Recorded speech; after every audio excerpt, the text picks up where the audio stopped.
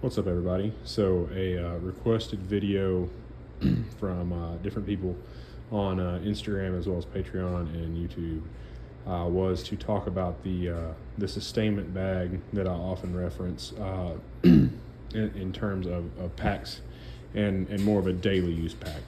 So before I dive into it, I wanted to go ahead and shout out Integrated Skills Group, or ISG. They're the ones that came up with the concept, as far as I'm concerned, of the sustainment pack in this context. So this is not a 3-day ruck. This is not a field use item. This is a adventure and or disaster preparedness bag. It's not to be confused with a go bag or get home bag or anything like that. It is more of a real use case, in my opinion, concept.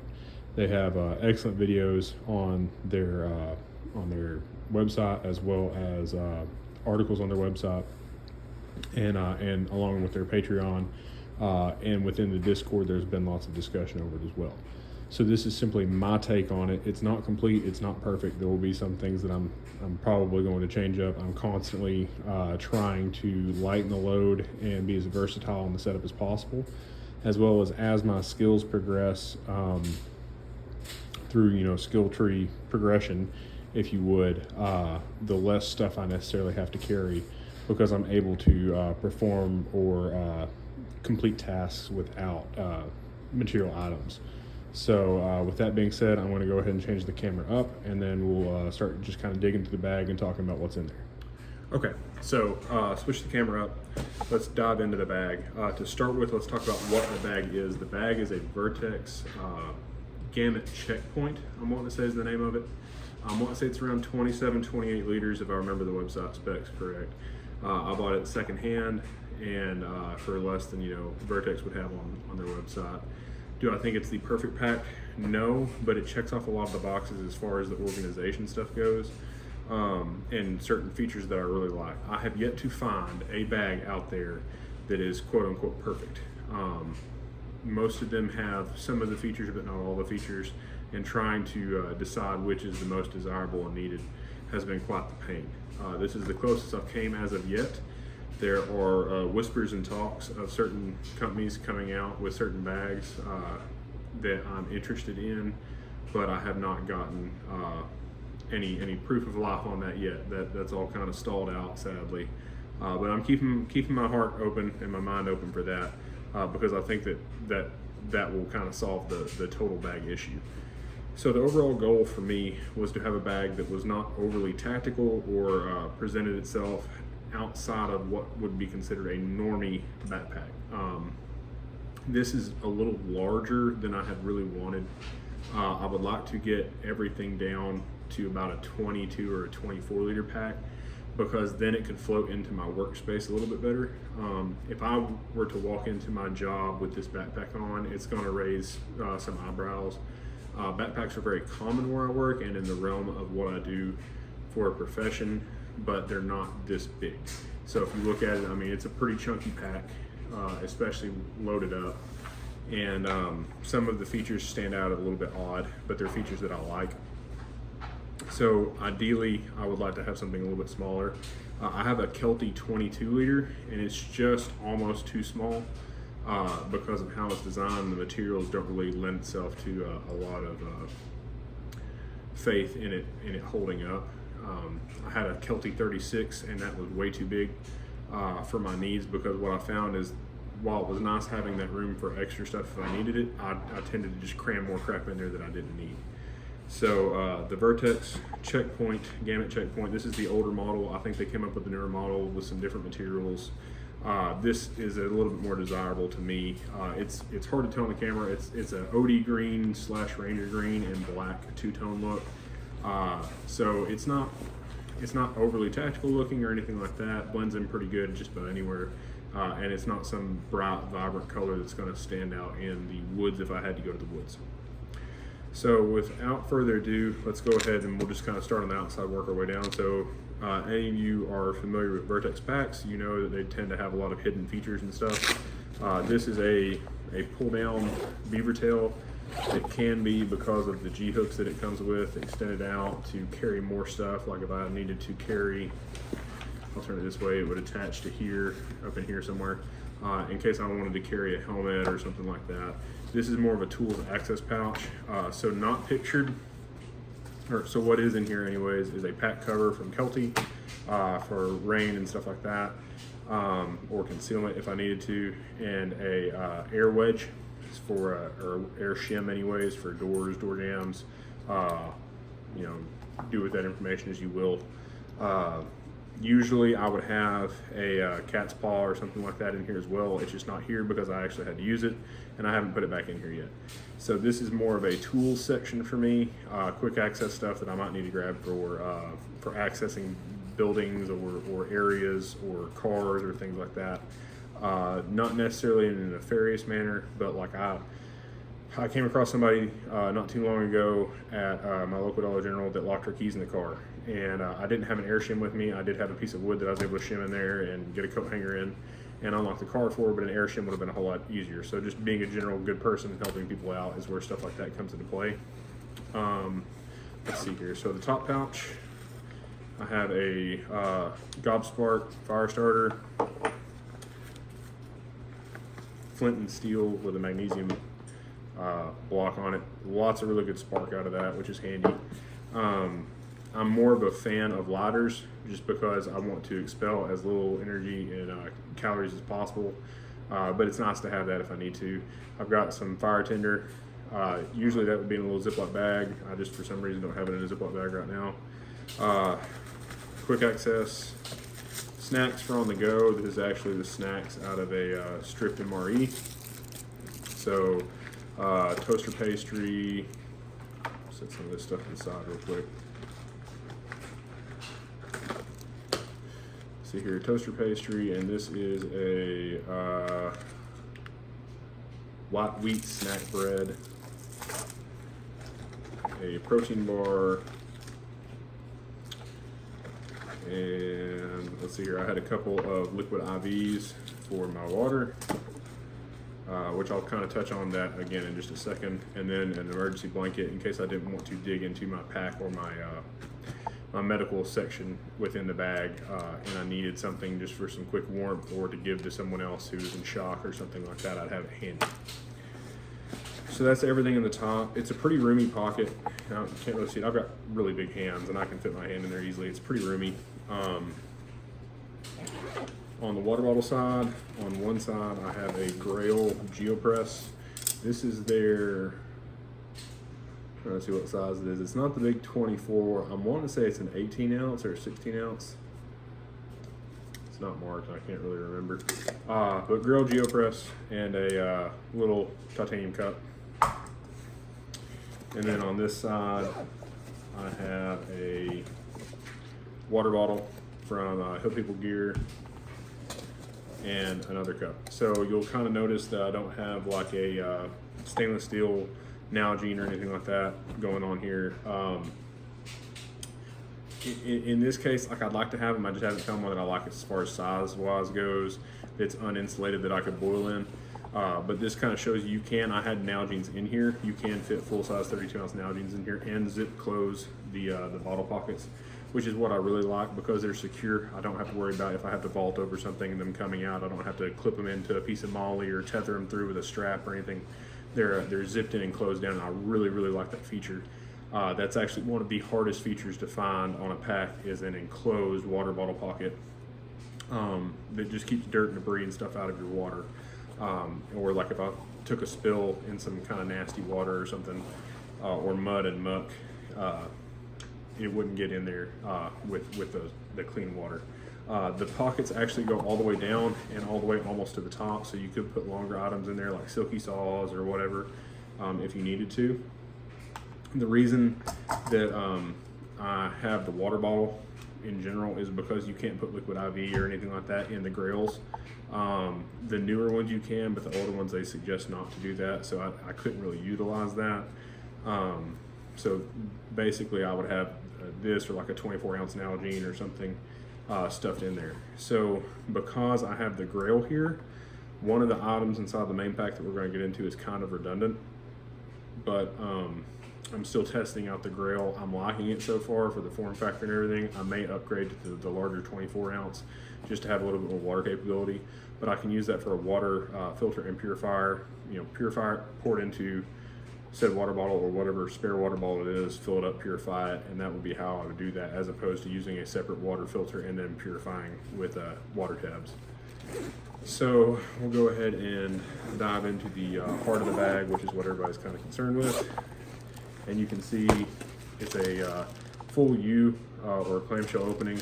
You can partially unzip it if you want to, which is what I usually do to access it. I'll unzip the top and reach in just to keep stuff from spilling out. But this is kind of how it is. So we'll start with the outside. Has a couple of smaller slip pockets here. I don't have anything in the top one. I have a little wrist compass in there. I keep a spare pair of socks, hygiene kit. So there's a bar of soap, washcloth, toilet paper, dental, toothpaste, toothbrush, floss. One thing I want to point out as far as toothbrushes go, guys, a lot of people want to go ultralight with stuff, which is fine. I'm not digging in this to show you. You can kind of see it through there. It's that right here. And they will I've seen, they're called like thumbprint toothbrushes, where it's like a cut down toothbrush, but it's a manufactured and bought cut down toothbrush that you hold and you kind of brush your teeth with. And that's great if you want to just shave ounces. I would suggest getting something like this, one of the travel toothbrushes that, when you flip it over, it gives you a full handle. That way, if you've got grimy, dirty hands or anything like that, you're not shoving them in your mouth trying to brush your teeth. It kind of defeats the purpose, in my opinion. And one of the biggest issues with hygiene is going to be staying healthy. So this is the redundancy thing I was talking about. This is a Katadyn Hiker Pro water filter. Within here, I have the filter itself, the tubes, and all that. I'll also have a bottle of iodine tablets and some liquid IV and stuff like that to doll up my water as I go. I love this filter as far as water sourcing and filtering goes. I like having the longer tube compared to like the Sawyer straws and squeeze bags and stuff that I've done a video on this in the past on my Instagram that are just kind of problematic. They're not really that great. I'm not having to shove my face 3 inches off a water source and potentially get bit by a snake or something like that or fall in. I can throw this in there and sit on the bank and pump water into my water bottles, and that's great. And that's one of the things I do like about it over the grill, where you have to dip the grill in and filter it. But as it is right now, they are kind of redundant. So if for some reason the grill can take the place of that, this can go into another pack, like my Mr. Ranch saddle or something like that, and stay there. I have a AR mag in a G-code belt magazine pouch, so I can run AR, AK, shotgun shell, FAL, AR-10, whatever I needed to in here. And if for some reason I had a long gun, or if I picked up a long gun along the way, I could just clip that on my belt and go. I've done some videos showing reloads and stuff like that for that. And it's just kind of handy, very, very small, doesn't take up a whole lot of space. This is my firearms kit. So it's a Magpul DACA for anyone curious. Inside here is a couple of Glock 23, so 40 caliber, 40 Smith & Wesson mags, a spare 40 barrel, and a spare 40 threaded barrel. So technically I could take the 40 standard barrel out since I picked up the threaded barrel for it, and a spare guide rod and spring. The mags are loaded up with 40 caliber, I want to say it's Spear Gold Dot hollow points. And that's waterproof inside of waterproof, kind of redundant, but I also had some other things in here at one point, and it was nice keeping them separate. The reason that there's 40 caliber mags in here is because of the Cerberus project, which is something I touched on with Gino when we were talking on the podcast the other day. And I'll probably do another article on that, but ISG has an article on that. Basically, it's a multi-caliber Glock in essence. It's not groundbreaking, it's not new, but it's a good concept. So if for some reason, I was primarily using my 9mm caliber conversion for the 23, and between places or whatever, I ran out of 9mm, or times are weird and I can't source 9mm, I can put 40 in there because nobody wants to buy or shoot or use 40, and I'd have that to go. I have a threaded barrel because my suppressor is a 45 suppressor, so I can bounce it between as long as I put the right piston in there. So this is a field kit. It's got pretty much everything you would need for the field. It's a duplicate of what I would keep in my saddle or in my line gear. It's got duct tape, face paint, a couple of lighters, a couple of candles, some ear pro, cordage, space blanket, iodine tablets, cat crap for lenses. It's got probably too much as far as fire sourcing goes. I could probably take the storm matches out and one of the lighters, but I'd rather have a couple multiples if I need to. Some hot hands for colder weather, just for niceties and things like that. In the very bottom is my first aid kit. So I've touched on this in the past. I actually trimmed this down a little bit. I'm not going to go deep into this unless somebody wants to, because I've already got a post on it on Instagram. But this is the Adventure Medical Kit, and inside there I have added a SAM splint, and I kind of upgraded the trauma side with some different items that I felt were necessary in there, and I added a cat tourniquet because it doesn't ship with a tourniquet. Then the top part is boo-boos and burns and cuts and scrapes and just general wound cleaning and stuff like that. So I'll set that to the side. SAM splint's important. I don't see anyone talk about these or really mention that they have them. More than likely you're going to have sprains and breaks more than anything else in a disaster situation, whether you're getting home or anything like that. And this is one of those things that's light and relatively small. It fits in the medical kit, and I don't have to worry about improvising. You can, and I have been able to improvise with sticks and cravats and stuff like that. But if you have a ready-made solution, it's just a little bit easier. That coupled with an ace bandage goes a long way. So inside here is a Petzl headlamp, which some of this stuff would download into my pockets if the time came. I have a stripped MRE, another stripped MRE, so I've got a couple of mules.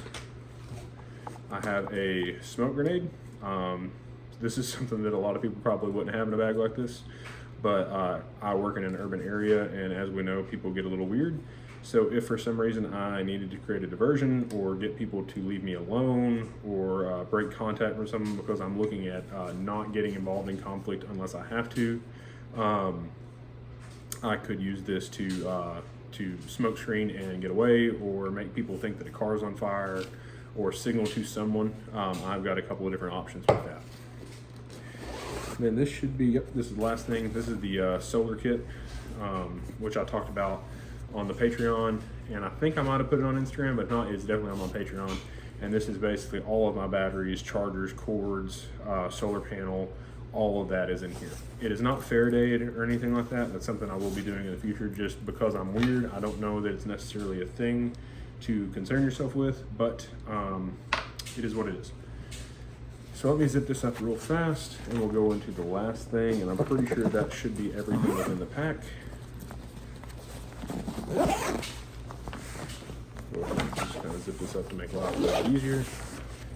So the last section of the pack is this right here. So Vertex is well known for having these concealed,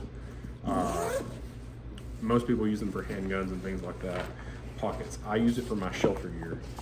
So I have a tarp folded flat there. This is a ridgeline as well as stakes and a, let's say I have a poncho in here too.